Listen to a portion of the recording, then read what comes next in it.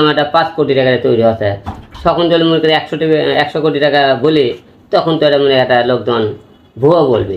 দেখুন তুফান যখন মনে করেন বছরে 2টা ঈদ, এই 2টা ঈদ সাকিব ভাইয়ের অল টাইম মুভি থাকে, যে সাকিব ভাইয়ের সাথে সিনেমা জীবনও রিলিজ করে হল পাবেন না।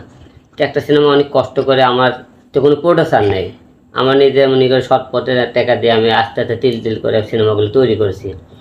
আর আমি চাই না যে 2-4-5টা হল নিতে, যেহেতু আমার সিনেমা যাতে গ্রামগঞ্জে 68,000 গ্রাম বাংলা সবাই যাতে দেখতে পায়, এমন একটা দিনে রিলিজ করবো তো প্রতিটা জেলা আমার সিনেমাগুলো দেখতে পায়। সিনেমা তো দর্শকের জন্যই আমি তৈরি করেছি।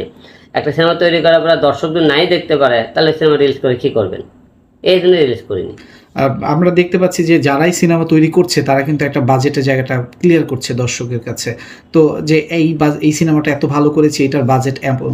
তো আপনার এই বাসা সিনেমা করতে আসলে কেমন সংখ্যক? দেখুন মানুষের